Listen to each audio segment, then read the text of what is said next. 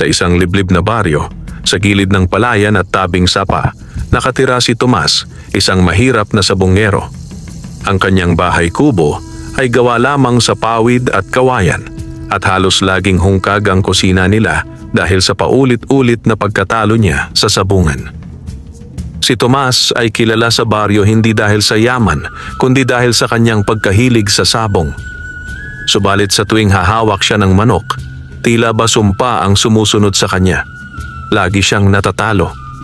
Madalas ay nauuwi siya sa bahay na walang pera at madalas ding pinapagalitan ang kanyang asawa na si Minda na nagsasawa na sa paulit-ulit na pagkatalo at sa pagkakautang nila sa tindahan. Isang gabing madilim, habang nag-uukit si Tomas ng kahoy para gawing pakainan ng manok, biglang may kumatok sa kanilang pinto. Pagbukas niya, tumambad ang isang manok na kulay ginto ang balahibo, pula ang mata at tila kumikislap sa dilim. Hindi ito pangkaraniwang manok panabong. Mas malaki ito, mas matikas at may kakaibang aura na animoy isang nilalang mula sa ibang mundo. Napahinto si Tomas. "Anong klaseng manok ka at paano ka nakapunta rito?" Bulong niya. Ang manok ay tumilaok ngunit kakaiba. Malalim, parang tinig ng tao na may kapangyarihan. Laking gulat ni Tomas nang marinig niya itong magsalita. "Ako'y isang engkanto, sabonggerong Tomas. Dumating ako upang baguhin ang iyong kapalaran." Napalunok si Tomas, nanginginig ang tuhod. Ngunit sa loob niya, sumibol ang pag-asa. "Kung totoo ka nga, tutulungan mo ba akong manalo sa sabungan? Matagal na akong talunan at halos wala nang naniniwala sa akin," anya. Ngumisi ang engkantong manok, nagliyab ang pulang mata nito. "Sa ilalim ng aking patnubay, hindi ka na muling matatalo. Ngunit tandaan mo, Tomas, bawat panalo ay may kabayaran." Hindi na nagdalawang isip si Tomas. Sa isip niya, ito na ang pagkakataong maiahon ang sarili sa kahirapan. Inakyat niya ang manok sa kanyang kubo, inilagay sa kulungan at buong gabing hindi nakatulog dahil sa pananabik. Habang natutulog si Minda sa banig, si Tomas naman ay nag-iisip, ito na ang simula ng pagbabago. Bukas, magiging iba na ang aking kapalaran. Kinabukasan, bago pa sumikat ang araw, gising na si Tomas. Halos hindi siya nakatulog sa gabi dahil sa pananabik. Dinampot niya ang kulungan kung saan nakasilid ang engkantong manok. Kumikinang pa rin ang balahibo nito na tila natatabunan ng liwanag ng buwan. At ang matay pulang-pula na wari apoy na hindi namamatay. Pagdating niya sa sabungan, marami ang napaawang ang bibig at nagbulungan. "Uy, tingnan nyo, bagong manok ni Tomas. Abay, parang ginto ang balahibo. Siguro naman ngayon, mananalo na siya. Kung hindi pa rin, ewan ko na lang." Sa dami ng pagkatalo ni Tomas noon, halos wala nang gustong tumaya sa kanya. Subalit ngayon, kahit ang mga veteranong sabongero ay napatingin ng 2 beses sa kanyang dala. Ang kanilang mga mata ay puno ng pagtataka at kaunting takot. Pagpasok sa entablado, iniharap ni Tomas ang kanyang manok laban sa isang tanyag na panabong ng baryo. Isang manok na kilala sa matatalim na tari at maraming panalo. "Handa ka na ba, Tomas?" Singhal ng kalaban. "Ngayon ay ibang laban na ito," sagot niya. May kumpiyansang hindi pa niya naramdaman noon.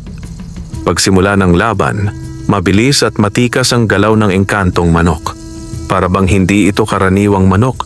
Ang kanyang pagtalon ay mataas, ang kanyang pag-iwas ay eksakto, at ang kanyang mga atake ay parang kalkulado. Ilang segundo lamang, tumilapon ang manok ng kalaban, duguan at hindi na makatayo. Nang umalingaw-ngaw ang sigawan ng mga tao, hindi makapaniwala si Tomas. Nanalo siya, nanalo ang manok ni Tomas. Hindi na siya laging talunan. Dumagsa ang mga tao para tumaya sa kanya sa susunod na laban. At totoo nga, sa sunod na sabong, walang mintis ang engkantong manok. Lahat ng kalaban ay bumagsak. Halos hindi makapaniwala si Tomas. Hawak niya ang premyong pera, mabigat at makapal. Ngayon lamang siya nag-uwi ng ganito karami. Pagdating sa bahay kubo, ibinuhos niya ang salapi sa harapan ni Minda. "Mga Diyos ko, Tomas, ang dami nito. Paano nangyari ito?" Gulat na sabi ng kanyang asawa. "May bago akong manok. Hindi na tayo magugutom, Minda. Ito na ang simula ng pagbabago."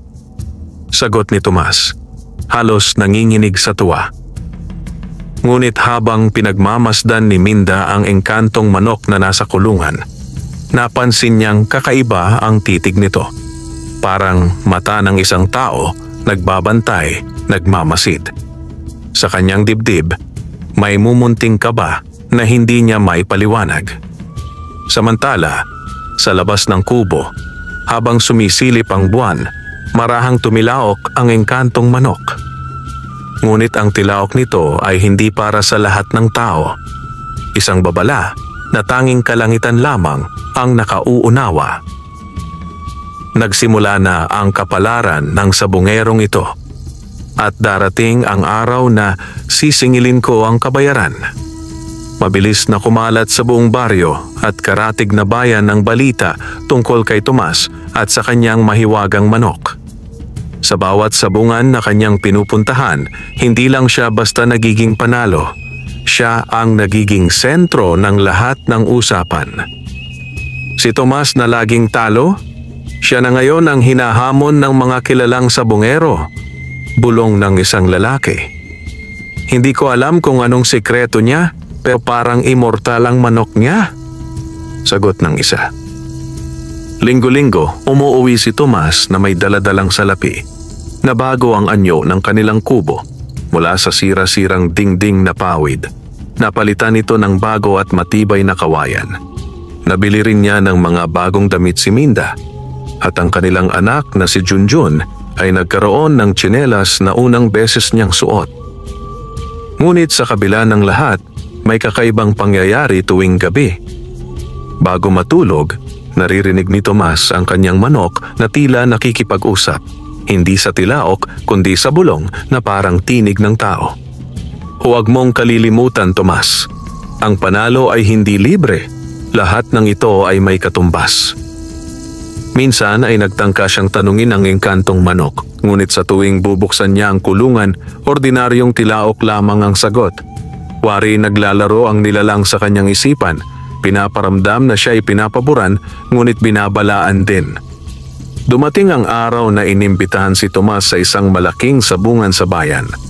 Ang mga pinakakilalang sabungero mula sa malalayong lugar ay naroon, dala-dala ang kani-kanilang pinakamalalakas na manok. Mayayaman, mga politiko, at mga tanyag na tao, lahat ay nagnanais makita kung totoo ang balita tungkol sa manok ni Tomas. Sa entablado, inilabas ang kanyang engkantong manok. Agad na napuno ng bulungan ng paligid. "Hindi ako nagkamali. Iyan nga ang manok na sinasabi nila. Parang kumikislap ang balahibo.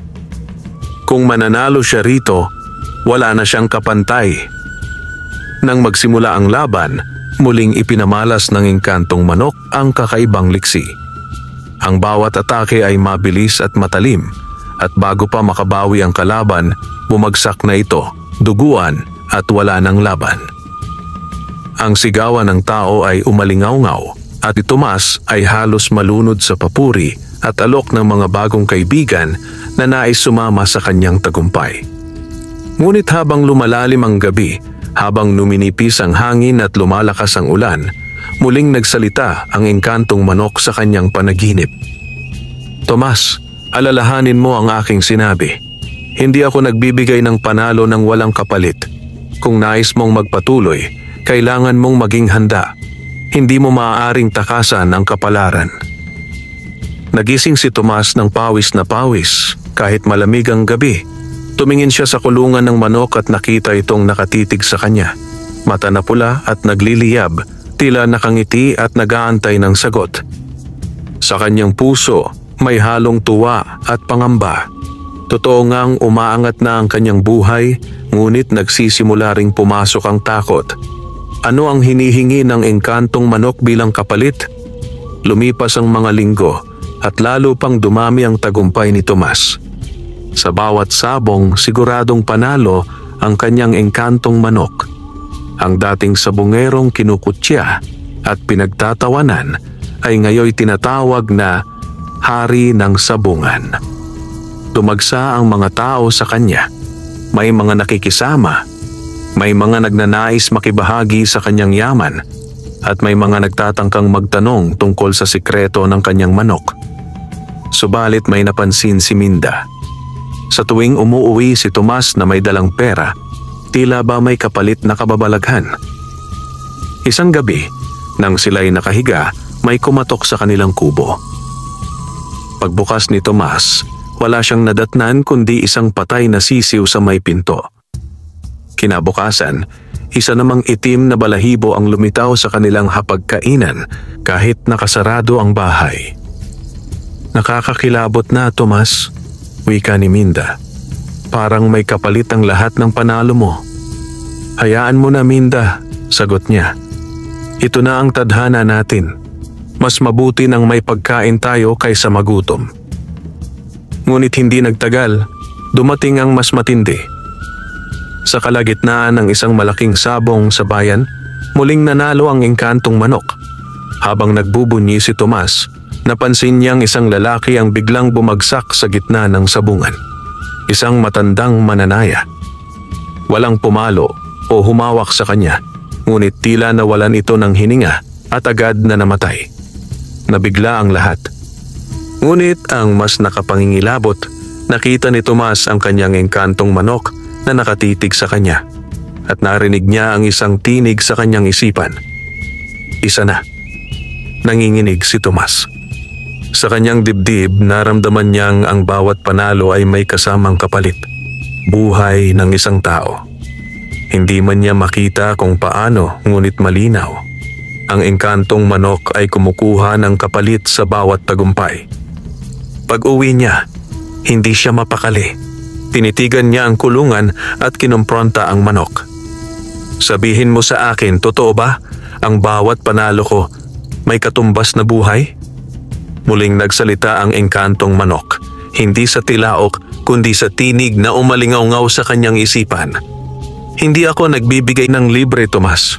Ang dugo ay kailangan upang manatiling malakas. Kung nais mong magpatuloy sa iyong kasaganaan, kailangan mong tanggapin na may kapalit. Ngunit kung aatras ka, ikaw at ang iyong pamilya ang magiging kabayaran. Nanlaki ang mga mata ni Tomas. Alam niyang wala na siyang ligtas na daan. Hindi niya kayang talikuran ng manok dahil higit pa sa tagumpay ang nakataya, ang kanyang buhay at ang buhay ng kanyang pamilya. Ngunit sa kanyang puso, nagsimula ang isang apoy ng pag-aalinlangan. Hanggang kailan ko kakayanin ang ganitong kapalaran? Hanggang kailan ko titiisin ang kapalit ng bawat panalo? Mula nang mangyari ang pagkamatay ng matandang mananaya sa sabungan, hindi na mapalagay si Tomas. Kahit patuloy ang kanyang panalo at dumadaloy ang pera, nakadikit sa kanyang konsensya ang bawat sigaw at bulungan ng mga tao. Hindi ba't kahapon lang may namatay na mananaya ng walang dahilan? Bulong ng isa. Kapag nananalo ang manok ni Tomas, may kasunod na kamatayan, parang sumpa. Baka hindi ordinaryong manok yon, baka aswang o engkanto. Habang dumarami ang naniniwala sa kanyang kapangyarihan, dumarami rin ang nagdududa at natatakot. May ilan na ayaw nang tumaya laban sa kanyang manok dahil para bang siguradong kamatayan ang kapalit. Si Minda lalo nang nag-alala. Madalas niyang banggitin kay Tomas, "Tomas, itigil na natin to. Hindi normal ang nangyayari. Oo, may pera tayo, pero baka isang araw tayo na ang singilin." Ngunit si Tomas, bagamat natatakot, ay tuluyan nang nalunod sa kanyang kasakiman. "Huwag ka nang mag-alala, Minda. Hanggat nananalo tayo, hindi tayo magugutom at wala nang mga api sa atin. Darating ang araw, magiging pinakamayaman tayong sabongero." Ngunit sa kaloob-looban niya, alam niyang hindi iyon totoo. Sa bawat panalo, Naririnig niya ang tinig ng engkantong manok. 2 na, 3 na, 4 na. Parang bilang ng mga kaluluwang isinakripisyo para sa kanyang tagumpay. Isang gabi, may kumatok muli sa kanilang kubo. Nang buksan ni Tomas, isang misteryosong matanda ang naroon. Nakasuot ng itim, may mahabang balbas at daladala ang baston na kahoy. Ang kanyang mga mata ay tila nakakita na ng maraming lihim. "Ikaw ba si Tomas? Ang sabongerong may manok na kulay ginto?" tanong ng matanda. "Oh, bakit?" sagot ni Tomas, halatang kinakabahan. Lumapit ang matanda at bumulong. "Mag-ingat ka, Tomas. Ang kasama mo ay hindi basta manok. Isa siyang nilalang mula sa ilalim ng punong banyan. Isa sa mga engkanto na laging naghahanap ng kaluluwa bilang pagkain. Kapag hinayaan mong lamunin ka ng kanyang kapangyarihan, ikaw mismo at ang pamilya mo ang susunod." Nanlaki ang mata ni Tomas. "Sino ka ba? At paano mo nalaman ang lahat ng ito?" Ngumiti ang matanda, saka naglakad palayo at iniwan lamang ang mga salitang, "Hindi lahat ng panalo ay biyaya. Minsan ito'y bitag na unti-unting humihigpit." Muling napatingin si Tomas sa kulungan ng kanyang engkantong manok. At doon niya nasilayan ang mga pulang matang nakatitig sa kanya. Tila ba pinapangiti siya at sinasabing, "Wala ka ng kawala, Tomas. Ikaw ay akin na."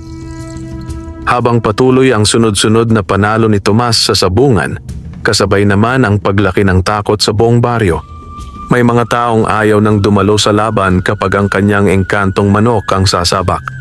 May ilan pang nagdarasal muna bago pumasok sapagkat baka raw sila ang susunod na kapalit ng panalo. Hindi na maikaila ni Tomas na may sumpa ang kanyang tagumpay. Tuwing matatapos ang laban, palaging may isang taong biglang bumabagsak. Kung hindi man ay natitigilan, namumutla at hindi na nagigising. Wala ni isa mang makapaliwanag, ngunit palaging kaugnay ng kanyang panalo. Sa bawat gabing dumarating, lumalakas din ang tinig ng engkantong manok sa kanyang isipan. "Lumalakas ka, Tomas, ngunit tandaan mo, habang lumalakas ka, lalong lumalalim ang utang mo sa akin." Isang gabi, nagising si Minda dahil sa kakaibang ingay. Pagbukas niya ng pinto ng kubo, nakita niya ang manok na nakawala sa kulungan. Nakatayo ito sa gitna ng bakuran, nakatingala sa buwan, at tila ba may binubulong sa hangin. Ang kanyang balahibo ay kumikislap ng ginto at ang kanyang mga mata ay nagliliyab ng pulang apoy. "Mahal na Diyos," bulong ni Minda habang nanginginig. Biglang lumingon ang engkantong manok sa kanya at sa mga mata nito nakita niya ang anyo ng isang lalaking hindi tao. Isang nilalang na may sungay, matalim na ngiti at katawan na parang usok. Halos hindi makasigaw si Minda. Agad siyang pumasok at niyugyog si Tomas. "Tomas, gumising ka. Hindi na ito tama. Ang manok mo, hindi siya basta manok. Nilalang siya ng kadiliman." Ngunit sa halip na makinig, nagalit si Tomas. "Tigilan mo yan, Minda. Huwag mong siraan ang tanging dahilan kung bakit tayo nabubuhay ng maayos ngayon. Kung hindi dahil sa manok na yan, gutom na naman ang aabutin natin." "Pero Tomas," nangingilid ang luha ni Minda. "Anong halaga ng pera kung kapalit nito ay kaluluwa ng mga tao? Hindi mo ba nakikita? Bawat panalo mo ay may kasamang kamatayan." Ngunit tinakpan ni Tomas ang kanyang tenga. Pilit inaalis ang lahat ng pagdududa. Ang kasakiman at pananabik sa tagumpay ay lumalamon na sa kanya. Kinabukasan, tumagsa ang mga tao sa kanilang kubo. Hindi para bumati, kundi para manisi. "Tomas, ikaw ang dahilan ng mga pagkamatay. 2 mananaya na ang namatay kagabi matapos kang manalo. Ibenta mo na ang manok mo, sunugin mo na, bago pa kami lahat lamunin ang sumpa mo." Ngunit si Tomas, imbes na matakot, ay ngumiti lamang at mariing sagot, "Walang makakapigil sa akin. Ito ang kapalaran ko. Kung ayaw nyo, huwag kayong makisali." At mula sa likod ng kulungan, muli niyang narinig ang tinig ng engkantong manok. Tama ka, Tomas. Ikaw ay sa akin na, at ang lahat ng ito ay simula pa lamang. Lumipas ang ilang linggo at si Tomas ay lalo pang sumikat sa buong lalawigan. Hindi lamang sa baryo kundi maging sa mga karatig bayan. Siya ang tinitingala bilang pinakamapanganib at pinakamalakas na sabungero. Ngunit kasabay ng kanyang kasikatan ay dumami rin ang mga katahimikan ng mga tao. Wala nang humahamon dahil natatakot silang sila ang susunod na magiging biktima ng sumpa. Sa halip na magduda, lalo lamang lumakas ang kasakiman ni Tomas. Inilaan niya ang kanyang oras sa pagpapayaman. Binili ang lupa ng ibang magsasaka, bumili ng kalabaw at kariton, at pinagawa ang kanilang bahay kubo para maging mas malaki at matibay. Ngunit kahit anong ganda ng kanyang ari-arian, tila ba may laging kulang. Ang kanyang puso ay hindi na payapa. Isang gabi, napahimbing si Tomas. Ngunit sa kanyang panaginip, nagising siya sa gitna ng sabungan na puno ng dugo. Lahat ng tao roon ay nakahandusay. Mga mananayang kilala niya, mga kaibigan at maging ang mga nakaraang kalaban. Lahat sila ay nakatingin sa kanya, walang buhay ang mga mata. Sa gitna ng sabungan, naroon ang kanyang engkantong manok, ngunit hindi na ito manok. Unti-unti itong nagbagong anyo. Naging isang nilalang na kalahating tao, kalahating ibon. Ang katawan ay natatakpan ng gintong balahibo at ang mukha ay mapanlinlang na may ngisi.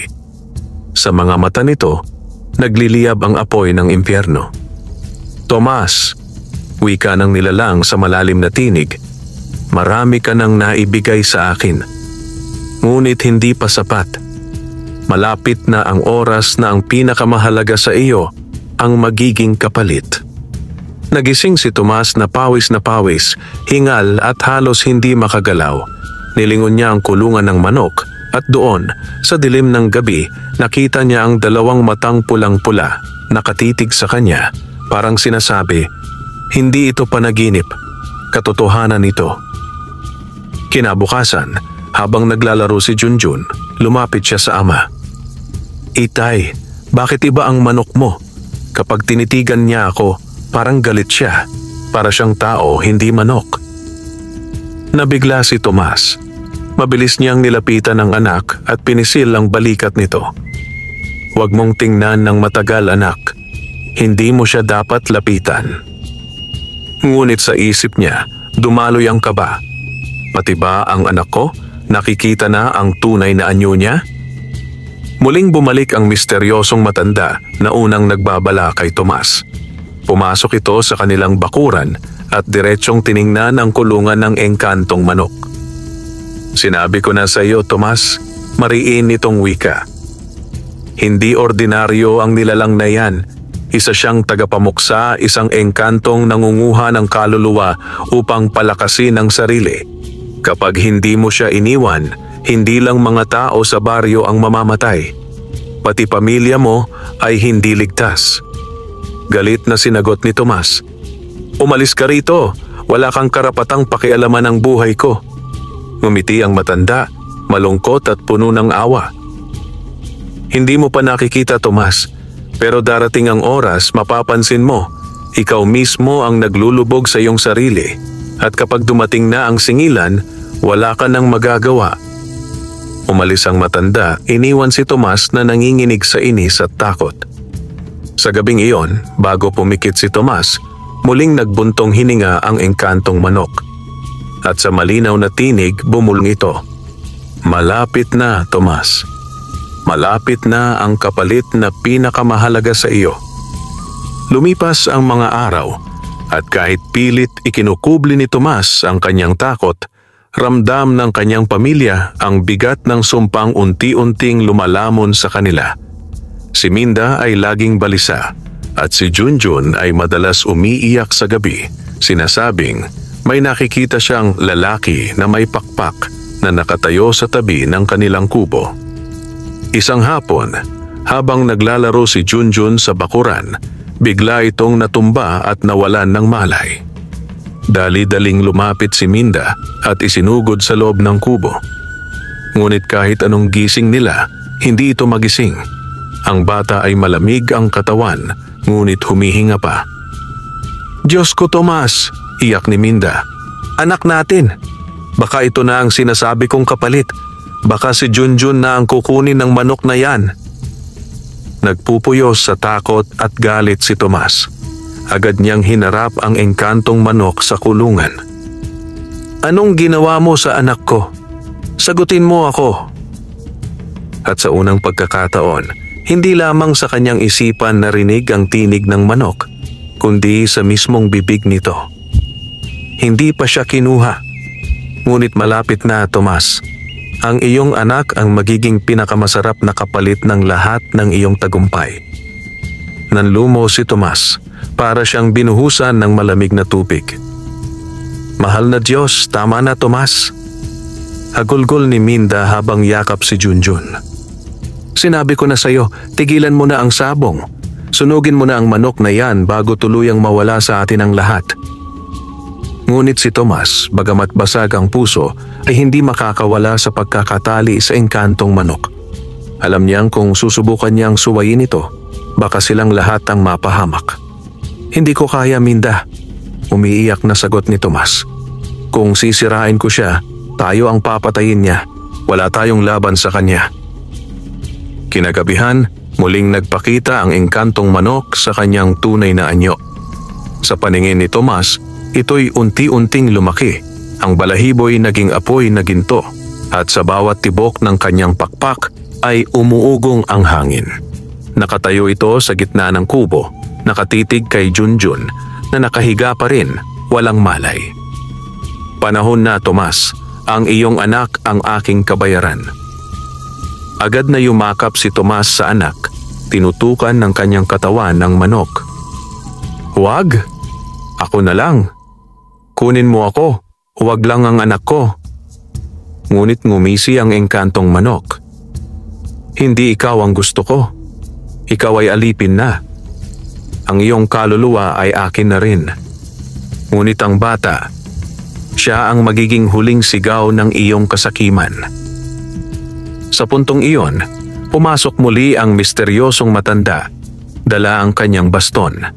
Nakasunod pala ito sa paligid ng kubo mula pa noong hapon. Itinaas niya ang kanyang kamay at malakas na sumigaw. "Hindi ka maaaring magtagumpay dito, nilalang ng kadiliman." Nagalit ang engkantong manok at ang kanyang mga mata ay nagliyab na parang apoy ng impyerno. Ngunit bago pa magsimula ang sagupaan, narinig ni Tomas ang tinig ng matanda. "Tomas, isa lang ang paraan para mailigtas ang iyong anak. Ikaw mismo ang dapat pumili kung alin ang mas mahalaga sa iyo, ang yaman at tagumpay o ang iyong pamilya." At sa unang pagkakataon, naramdaman ni Tomas na siya'y itinataya sa isang pasya na magpapasya sa kapalaran nilang lahat. Umugong ang hangin sa loob ng kubo. Ang mga dingding na kawayan ay tila nagngangalit at ang bubong na pawid ay nanginginig na parang sasabog anumang oras. Ang engkantong manok, sa kanyang tunay na anyo, nilalang na kalahating ibon at kalahating demonyo, ay nakatayo sa gitna. Ang mga matay naglalagablab at ang pakpak ay bumabalot ng dilim. Nakahiga pa rin si Junjun, walang malay. Hawak siya ni Minda, umiiyak at nagmamakaawa. "Tomas, gawin mo na ang tama. Piliin mo ang anak natin." Ngunit si Tomas ay nanginginig. Ang kanyang mga kamay ay puno ng pawis at ang kanyang puso ay humahati sa dalawang boses. Ang tinig ng kanyang kasakiman na nagsasabing, "Huwag mong talikuran ang lahat ng yaman at kapangyarihan. Wala ka ng halaga kapag bumalik ka sa pagiging mahirap." At ang tinig ng kanyang pagmamahal na humihikbi sa kanya, "Ano ang halaga ng lahat kung mawawala ang iyong pamilya?" Lumapit ang matanda, itinapat ang kanyang baston sa engkantong manok. "Tomas, makinig ka. Isa lang ang paraan para talunin ang sumpa. Kailangan mong talikuran ang kasakiman at yakapin ang sakripisyo. Kung hindi, kakainin ng nilalang na ito ang lahat ng mahal mo." Ngumisi ang engkantong manok. At sa tinig na umalingaw-ngaw sa buong kubo, wika nito. Hindi ka makakaligtas, Tomas. Ako ang nagbigay ng lahat ng tagumpay mo. Ako rin ang huhukay ng libingan ng iyong pamilya. Isa lang ang hinihingi ko, ang kaluluwa ng iyong anak. Humawak si Tomas sa kanyang dibdib, nagluhod sa harap ng kulungan kung saan nagsimula ang lahat. Tumulo ang kanyang mga luha. Patawarin mo ako, Minda. Patawarin mo ako, anak. Ako'y nabulag ng kasakiman. Tumayo siya, humawak ng gulok na ginagamit niya sa bukid, at buong lakas na humarap sa engkantong manok. Kung ako ang iyong alipin, hayaan mong ako ang kapalit. Ako na lang, huwag ang aking anak. Ngunit humagalpak ng halakhak ang nilalang. Hindi mo na maiaalay ang sarili mo, Tomas. Pag-aari na kita. Ang kaluluwa ng bata ang kailangan ko. Sa desperasyon, sumigaw si Tomas at itinaas ang gulok. Kung ganoon, mas mabuti pang mawala ako sa lahat kaysa hayaang lamunin mo ang anak ko. Sa isang iglap, bago makagalaw ang engkantong manok, ibinagsak ni Tomas ang gulok. Hindi sa anak, hindi sa asawa, kundi sa sarili niyang manok. Pinupugutan ito ng ulo. Nag-ugat ang isang nakabibinging sigaw mula sa nilalang, umalingaw-ngaw sa buong baryo. Ang katawan ng engkantong manok ay nagliyab ng apoy at naging abo. Ang dilim ay naglaho at ang katahimikan ay bumalik sa kubo. Nang bumagsak ang nilalang, unti-unting nagising si Junjun, humihinga ng normal at muling nagmulat ng mga mata. Niyakap siya ni Minda ng mahigpit, umiiyak sa tuwa. Ngunit si Tomas ay lupaypay, nakaluhod sa sahig, ang kanyang mga mata ay puno ng luha. Alam niyang natapos na ang sumpa, ngunit kasabay nito'y nawala ang lahat ng kanyang yaman at kapangyarihan. Ang kanyang pangalan bilang hari ng sabungan ay magiging alaala na lamang. Lumapit ang matanda, itinapik ang kanyang balikat. Ngayon, Tomas, natutunan mo ang tunay na halaga. Ang pamilya ay higit sa anumang yaman. Tandaan mo ito, bago pa man lumalim ang iyong sugat. Sa gabing iyon, unang beses na muling nakatulog si Tomas ng may kapayapaan. Ngunit alam niyang ang kanyang kwento ay hindi basta-basta makakalimutan ng baryo. Ang kwento ng sabongerong inalipin ng engkantong manok at ang kanyang huling sakripisyo upang mailigtas ang pamilya. Makalipas ang gabing iyon ng kaguluhan, unti-unting bumalik sa katahimikan ng buhay ni na Tomas. Wala na ang engkantong manok. Wala na rin ang sumpang dumagan sa kanilang pamilya. Ngunit kasabay ng paglaho ng nilalang, ay nawala rin ang lahat ng yaman at ari-arian na ibinigay nito. Ang kanilang bahay na pinalaki at pinatibay ay biglang bumalik sa dating anyo. Isang simpleng kubo na yari sa kawayan at pawid. Ang mga kalabaw at kariton na binili ni Tomas ay parang bula na naglaho. Ang perang tinatago niya sa ilalim ng banig ay naging abo. Ngunit sa kabila ng lahat ng nawala, nanatiling buo ang pinakamahalagang yaman, si Minda at si Junjun. Wala na tayo, Tomas, ani Minda, habang nakatingin sa kubo nilang muling nagmistulang dukha. Ngunit salamat sa Diyos, buhay pa tayo, buhay ang anak natin, at yon ang mas mahalaga. Niyakap ni Tomas ang asawa at anak. Patawarin ninyo ako, nabulag ako ng kasakiman. Akala ko'y kaya kong kontrolin ang kapangyarihan, ngunit ako pala ang inaalipin nito. Simula noon, iniwan ni Tomas ang sabungan. Hindi na siya kailanman humawak ng panabong. Sa halip, bumalik siya sa pagsasaka at pagtatanim ng gulay sa kanilang bakuran. Unti-unti, natutunan niyang magtiis at mamuhay ng payak, ngunit may kasamang kapayapaan. Hindi na muling nasilayan ng baryo ang engkantong manok, ngunit ang alaala nito ay nanatili. Ang mga tao ay madalas nagkukwento tungkol kay Tomas, ang sabongerong halos lamunin ng kasakiman, ngunit nakaligtas dahil pinili ang pamilya kaysa sa kayamanan. Si Tomas, oo, bulong ng mga matatanda. Siya ang nagpapatunay na hindi lahat ng panalo ay dapat ipagdiwang. May panalong kabayaran ay higit pa sa kayang tiisin ng tao. At kapag may mga batang nagtatanong kung bakit hindi na nakikita si Tomas sa sabungan, ang mga matatanda ay tumutugon. Dahil natutunan niya ang aral. Ang tunay na yaman ay hindi nakikita sa pera o sa kapangyarihan, kundi sa mga taong minamahal mo. Sa mga sumunod na taon, nabuhay ang pamilya ni Tomas sa simpleng paraan. Hindi sila yumaman, ngunit hindi na rin sila nagutom. Masaya si Junjun sa paglalaro sa bukid at si Minda ay payapa na sa wakas. Si Tomas naman, kahit dala ang sugat ng nakaraan, ay nakangiti habang nakatingin sa kanyang pamilya. Alam niyang siya'y nagkamali, ngunit natuto rin. At sa bawat araw na lumilipas, ipinagpapasalamat niya na pinili niya ang pinakamahalagang panalo sa lahat, ang kaligtasan ng kanyang anak at asawa. Sa katahimikan ng baryo, minsang may maririnig na tilaok ng manok mula sa malayo. Ngunit si Tomas, sa tuwing maririnig iyon, ay pipikit lamang at magdarasal. Alam niyang hindi lahat ng tilaok ay galing sa isang ordinaryong manok, sapagkat minsan sa kanyang buhay, siya ay nakisama sa isang engkanto. At doon nagtapos ang kwento ng sabunggerong inalipin ng engkantong manok, na nagsilbing babala sa lahat. Ang tagumpay na madaling nakamtan ay may bigat na hindi mo kayang pasanin. Makalipas ang maraming taon, halos nakalimutan na ng baryo ang kwento ni Tomas at ng kanyang engkantong manok. Ngunit sa tuwing may bagong sabungerong lumilitaw, palaging naibubulalas ng mga matatanda ang alaala. Mag-ingat kayo, wika nila, sapagkat hindi lahat ng tagumpay ay galing sa pawis at tiyaga. May mga panalo ring dulot ng sumpa, at ang kapalit ay mas higit pa kaysa sa kayang ibigay ng tao. Si Tomas, na ngayoy matanda na, ay nakaupo na lamang sa harap ng kanyang kubo. Puting buhok, kulubot na mukha, ngunit may mga matang payapa. Sa tabi niya si Minda at sa harap nila si Junjun na ngayoy may sariling pamilya na.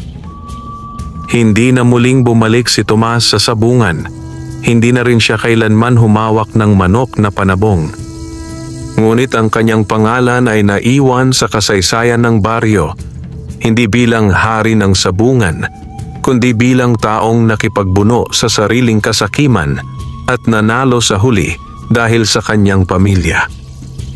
Isang gabi, habang tahimik ang lahat, narinig ni Tomas ang tilaok ng manok mula sa malayo.